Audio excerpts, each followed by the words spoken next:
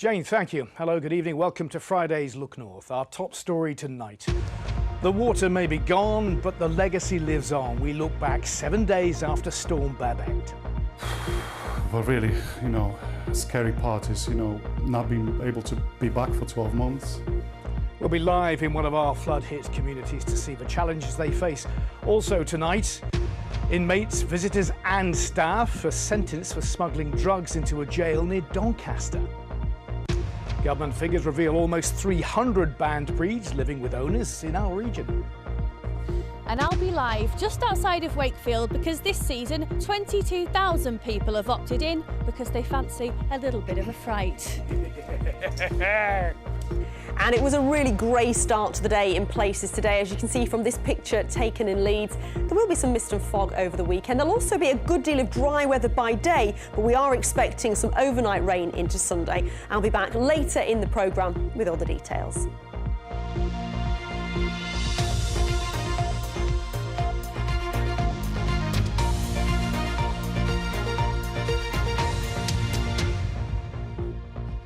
Hello, thank you for watching. Good to have your company. This time last week, the floodwaters were rising. Now, the aftermath of Storm Babet led to hundreds of homes in our region flooding. Now that the water has gone, the full extent of the devastation in its path is clear to see. The initial deluge in some areas 2 metres high has left homes that are unfit to live in, needing significant repairs and with residents facing months of upheaval. Tom Ingle is live for us in Retford this evening. Tom. Good evening, Phil. We've tried to keep our promise to people affected by floodings that we wouldn't just disappear when the water did. So tonight we're back on Darrell Road in Retford, where you might remember on Monday there was a surprise visit from the Secretary of State for the Environment, Therese Coffey, no less, and she spent some time discussing flooding with the local residents. Now tonight the street might look like it's back to normal, but look closer, you'll see a different story. There are flood defences still in place, there are sandbags, there are piles of goods waiting to be collected and thrown away. And also there are a great many number of houses with their lights off, when at this time of year, late October, things might be feeling a little more cosy. People might be preparing for Halloween. But tonight there is a security risk. We've seen a police patrol up and down. People at the lowest of the low worried about having their houses broken into while they're forced out staying in hotels. One of the worst places that's been affected this week is Catcliffe, and we've been to look there today about how things are progressing. Where to start? Well, how about with Darius, saving what he can from upstairs? The downstairs of his home in Catcliffe is a write-off. What have you lost then? So obviously fridge, washing machine, dryer, all the food contaminated, all the spices, all the pans, everything, And obviously we've been told there was so much money invested into flood defences and it's safe to live, and obviously we wouldn't get the mortgage if it wouldn't be, so obviously we're happy to move in, and honestly, we're a really nice, quiet, peaceful village, but now it's just, I'm devastated. But really, a scary part is, not being able to be back for 12 months. What will you do? I have no idea. At the moment they put us in a hotel for 2 weeks. Almost a week has passed since the flood defences here were tested and found wanting again. The River Rother peaked 20 centimetres above the highest level ever recorded, and that was during the equally catastrophic flooding here in 2007. Everywhere you look on this street, there is a story of a life interrupted, upended. A week on, the river's destructive power has left its mark well above head height. New cars that may never be driven again line the streets. Outside each house, a pile of possessions, or just debris, where the trades have been able to make a start on what will be a very long road back to normality. There you go, love. Thank you very much. Thank you. Also making a start, the South Yorkshire Community Foundation. Today, they've been offering tea, hot food, and a listening ear to everyone affected. What about things like emotional health and well-being and mental health support? After previous floods, they've raised millions of pounds to help. We're hoping, by launching the appeal yesterday, that we're going to raise a considerable amount of money for that, and that will be for all properties affected across South Yorkshire. But we know this time the floods have massively impacted the Catcliffe area. Some of the people we've seen for a second time, being previously flooded in 2007 and 2019, and some of the stories are quite horrific, really. today. After you. Parked on the front drive of his house, this caravan will be home to Niall, his wife, their 3 dogs and a parrot for the foreseeable future. Bedroom, dining room, sitting area, all in one, yeah. You know, I do feel quite privileged in some ways. Some people haven't got insurance. You know, I'm not ungrateful for anything. I do feel quite privileged that we've got somewhere to stay, and we are here. If anything, obviously a lot of work's going to have to be done on the house. We've still got us clothes upstairs, etc. So it'll be nice to be here, even though it's not nice to see. Niall says the flood defences here were not just overwhelmed, but actually cracked by the volume of water. The Environment Agency have told us there will be a review of the flooding here. However, reviews, reports and water in their homes. Many people here have seen it all before and know all too well how a week is the blink of an eye in terms of recovery.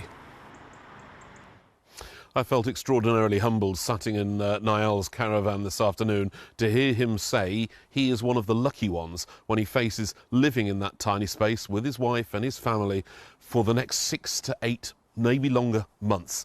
That is why the work of the South Yorkshire Community Foundation is going to be very important as places like Catcliffe try and get back on their feet, a process which is going to take a long time, a process which we'll be with them for. OK, Tom, thank you very much. Tom Ingle there, live in Retford. Next tonight, 13 people have been sentenced for a total of 85 years for their role in the UK's biggest ever prison drugs conspiracy, which took place near Doncaster. Prisoners could order drugs, weapons or mobile phones, with a staff member then smuggling the items inside HMP Lindholme. In total, 16 people were sentenced for a range of offences, including smuggling items into prison, as we said, as well as money laundering too. Ollie Constable has the story. She doesn't know it yet, but Amy Hatfield, a prison healthcare worker seen here turning up for work at HMP Lindholme, is about to be caught carrying £1 million worth of drugs. She was part of a network of criminals. Orders will be placed by prisoners, with people on the outside sourcing drugs, mobile phones or weapons, with Hatfield then being involved in smuggling them in, but only when families or friends on the outside would have paid the debts. It was described by the judge today as the most extensive drugs conspiracy ever found in a prison. She said the operations were well run, with the items having great value. Phones, drugs and other items, like these lock knives, brought in by Hatfield following an order from another prisoner, could cost 10 times the value than on the outside. Most of the drugs were brought in disguised as ordinary items, like bottles of Ribena. On the day she was caught, Hatfield had these bottles of liquid spice. They had a value of almost £1 million. Other drugs and items were smuggled in during visits. Like here, visitor Cora Haley trying to hand prisoner Anise Williamson a package before getting caught. They were then found in cells during searches by prison staff. You just took it out of your bathroom, mate. It's on camera like you told us already. Every day, but I have not got a phone in the pad. Leave me. iPhone found in Whittingham's cell. It was then when the criminal operation unravelled. A 4-year police operation laid bare the complex web of offenders. The handing of these 16 sentences today marks the end of an unprecedented investigation into one of the most significant and complex prison conspiracies in the country. The work that has gone into piecing together the activities of this criminal enterprise has been considerable. We know that sadly the circulation of drugs and other illicit substances causes great misery and violence in our prisons. We will ensure those who are responsible are met with the full force of the law. Drugs in prisons wreck lives and undermine the justice system. It can mean prisoners can get drugs easier in jail than on the street, as former prisoner Mark Libby explains. It is really sad to say this is a very real and very visible part of everyday life in prison. Availability is widespread and an active choice for every prisoner. Drugs are ultimately a barrier to rehabilitation. They hinder progress. Therefore, drugs perpetuate the cycles of reoffending. The question of prison must be about moving forwards, and keeping people clean and drugs out of prison is critical to this. This kind of smuggling by visitors and prison staff is somewhat rare and being clamped down on. The Ministry of Justice said the vast majority of staff in its prisons are hard-working and honest, working every day to cut crime and protect the public. As this case shows, it said it will not hesitate to take the strongest possible action against those who think the rules do not apply to them, and they have bolstered the counter-corruption unit that works around the clock to clamp down on the tiny minority who undermine the service with their dangerous behaviour. At court, 13 defendants were jailed for a total of 85 years. 3 other people, Paul and Lucy Whittingham and Lydia Pennington, were given suspended sentences, with a further person set to be sentenced later this year. Ollie Constable, BBC Look North, Sheffield. You're watching Friday's Look North. Still to come on tonight's programme. Life after sport. What do professionals do after their careers are over? We hear from 2 Yorkshire athletes.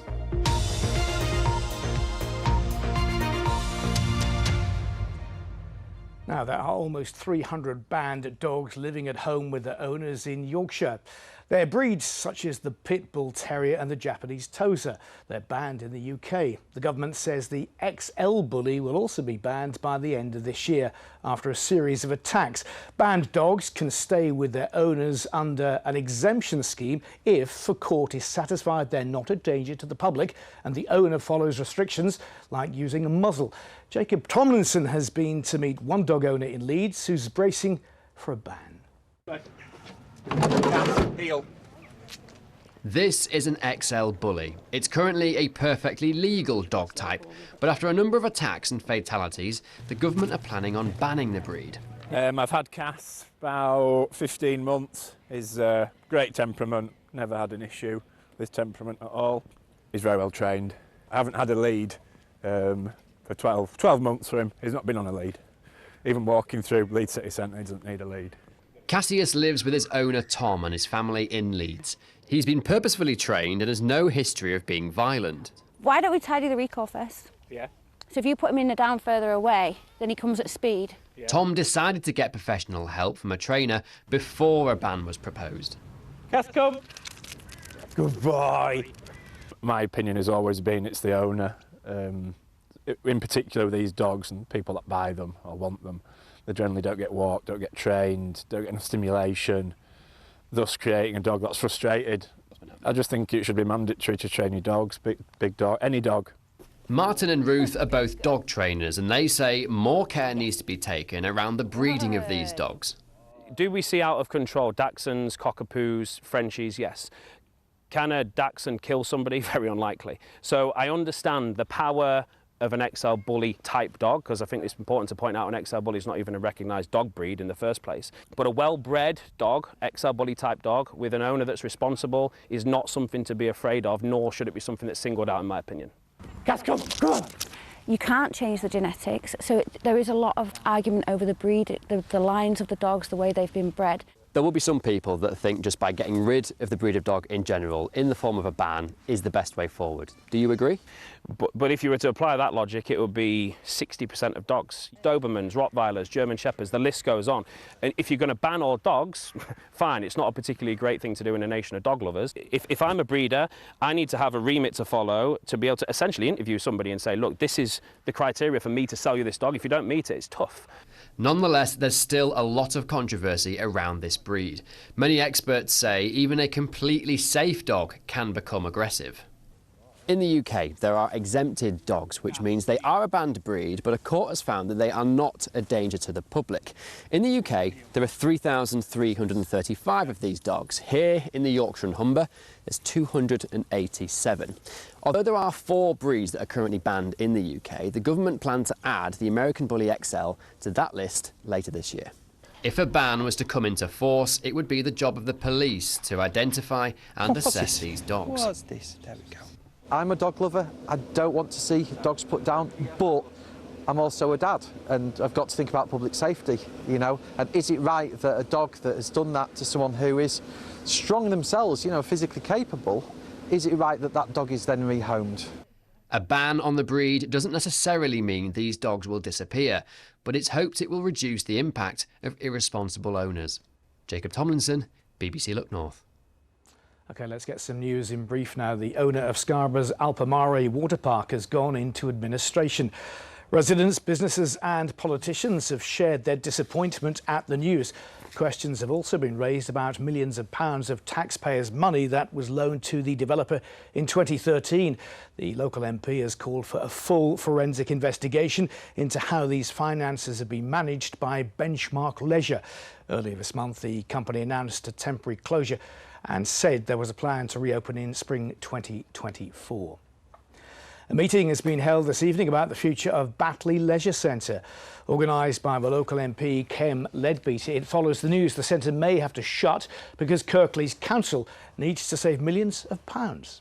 There are many ways that we can look at saving this centre, and we want the council to find another way and keep this centre open. It's the only one we have left now in North Kirklees, the only one, and it will affect so many people if it closes. So the message is loud and clear. This community says no to closure, find another way and keep us open.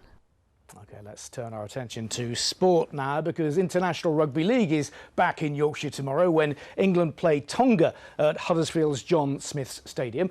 It's the second match of the series of 3. England have taken the first victory last weekend, but the venue itself makes it a rather special occasion for the two players involved. Paul Ogden takes up their story. Malaho sio vainga he weekend ni. Mohao sio tau he tonaki ofat komotol. Oh, I just said, hello to my dad and my family. Thanks for watching the game in the weekend, and we look forward to hopefully you guys watching again this weekend. Even if very few Huddersfield Giants watchers understand the language being spoken, they'll certainly recognise the speaker. It's one of their own star players, Tonga's Tui Lolohea. He knows every inch of the John Smith Stadium pitch in Huddersfield, having sprinted over it for many a try in the famous claret and gold. Tomorrow, for one day only, Lolohea is in the enemy camp against England. Probably my first time getting to play at a home ground at an international level, so I think the last time I did that when I was playing maybe for the Warriors back in New Zealand for Tonga, but it's been a long time, so kind of play back at our stadiums, know what the facilities, the field's going to be like. I've told the boys it's a good surface. If we want to win the series, we've got to win the next two. That's as simple as it gets. In the England corner tomorrow, there's a landmark day in prospect for another Huddersfield homeboy, Chris Hill. The Giants prop forward is expected to make his 35th full international appearance on home turf. Only James Graham and Ryan Hall have made more full international appearances for England. I think it's mainly my dad who keeps tabs on my caps, but no, it's good. It's good to get as many as possible, and that's what I've always strived for. I want to play for my country as many times as I want. Not so bothered where I finish up in the table with caps wise, but it's just nice to get as many as possible, and hopefully another one this week. If you can't make it to Huddersfield tomorrow, or to the third and final test against Tonga, which is in Leeds at Headingley next Saturday, they're both live on BBC One. Kick-off in both cases, 2:30. Paul Ogden, BBC Look North. Yes, it promises to be quite an occasion, doesn't it? Now, being an elite athlete can be exciting and fulfilling, but it's also a short-lived career too. So what happens after retirement? More than half of retired athletes struggle with their mental health at the end of their professional sporting lives. Sally Hurst has been talking to 2 athletes about life after sport. Sport is exciting. You get up, there's an adrenaline rush to it. You're getting serotonin every time you train, every time you play. There's big crowds, there's this excitement around it. It's not just your typical kind of career. Mike Tuck had a long and successful career in pro basketball. He played for the Sheffield Sharks for 13 seasons, 11 of them as captain, and represented England at the Commonwealth Games. Retirement at 39, though, was a shock to the system. There was a few months there where I think, depression definitely set in. There was just some mornings when I didn't even want to get out of bed because this whole structure of my life had kind of been flipped on its head. As a professional athlete, you have structure every day. You have people telling you where to be, what time, and what to do, and all of a sudden that's all taken away. So it was definitely a transition period. And it's a transition that many athletes struggle with. According to a survey by the Professional Players Foundation, more than half, 54% of past players say they had concerns about their mental and emotional well-being. Former European champion boxer Natasha Gale wanted a fresh start after retiring from sport. She now runs her own cleaning company, but describes hanging up her gloves as a grieving process. I lived, breathed boxing. I lived on camp, so we have our own physios, our own doctors. We don't need for anything on there. So to come out of that sort of unit was just, I didn't know what to do. Would you say you were depressed during that time? I would probably say I was depressed, really depressed, yeah. So I've gone from being a Team GB athlete, full-time athlete, podium athlete, medaling internationally, European champion, to working in a warehouse, which is nothing wrong with working in a warehouse. It was just not what I was used to. So I just really struggled with it. But now she's her own boss and employs 6 other people too. Her advice to athletes approaching retirement? One thing I would say is don't just close your door and just lock yourself away, because that doesn't solve anything. I think you need to give it time, because it's almost like a grievement. I think you do need to go through the process. So there is life after sport? 100%, there is life after sport. As for Mike, today he's still working in sport as marketing manager for the Sharks, basketball coach and TV sport pundit. Everyone is always going to, know and love you as the athlete that you were, but I think we are all more than just athletes, and I think finding out your true self-worth, your true self-identity, and expanding on that is a key thing. Yeah, I'm happy, I'm in a good place, and I'm excited for the future. And now we turn to Halloween, and in Wakefield things are not quite as they seem. Ditching their regular jobs and preparing to spend their evenings doing lots of scaring. Now, viewers of a nervous disposition may want to hide behind their pumpkins. Just like that. Here's Beth Parsons.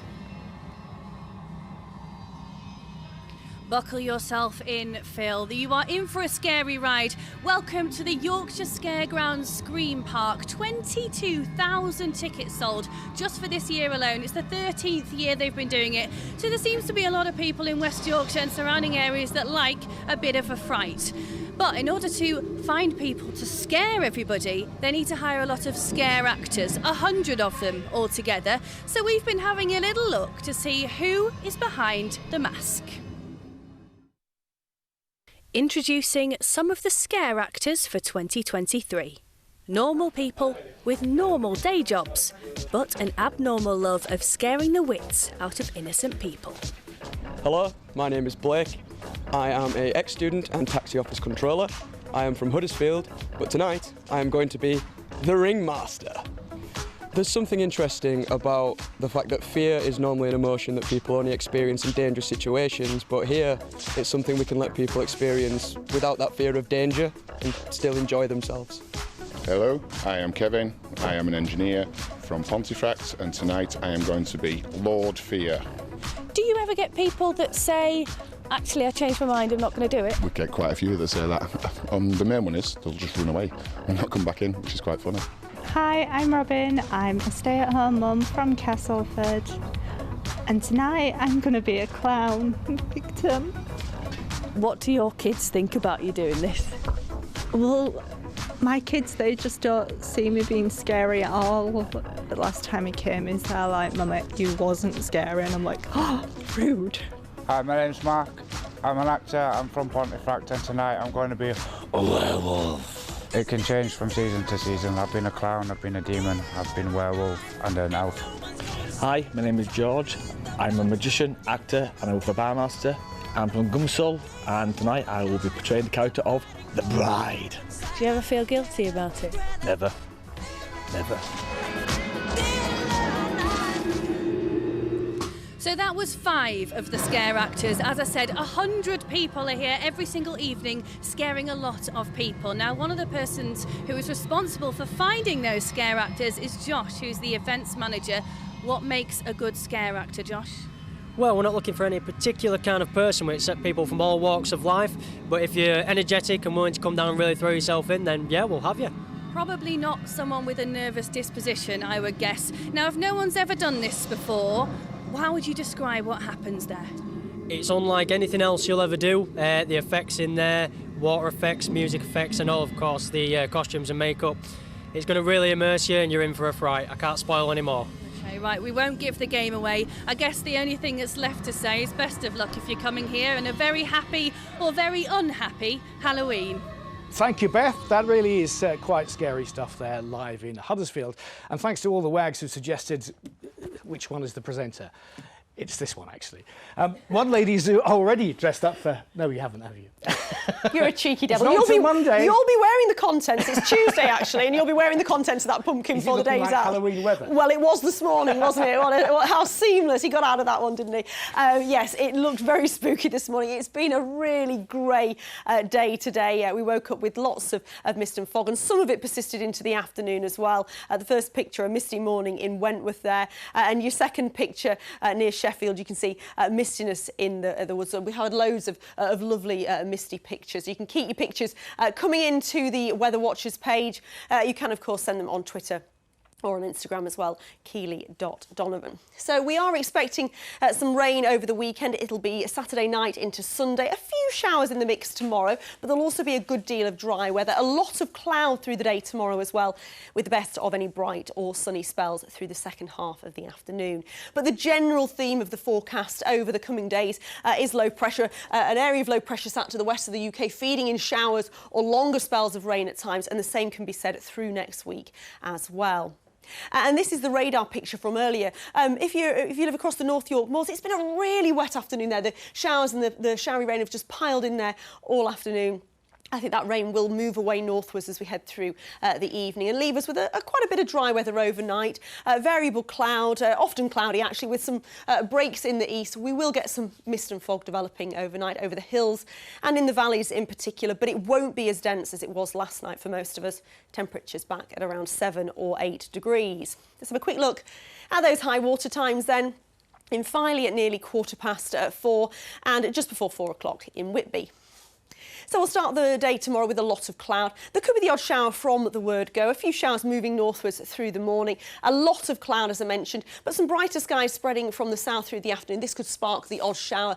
Temperatures tomorrow getting up to around 13 degrees. Rain spreading northwards overnight into Sunday. Sunday, it'll brighten up with some sunshine. Just about time to tell you, if I can click quickly enough, remember to change your clocks. No, it's not coming. There it is. No, it isn't. Oh, that worked really well, didn't it? Oh, brilliant. Seamless. No one will notice. Will you be trick-or-treating at the weekend? Maybe on Okay. Tuesday. All right. That's as far as we go. I'll be back with a late bulletin. See you then at 10:30. Good night.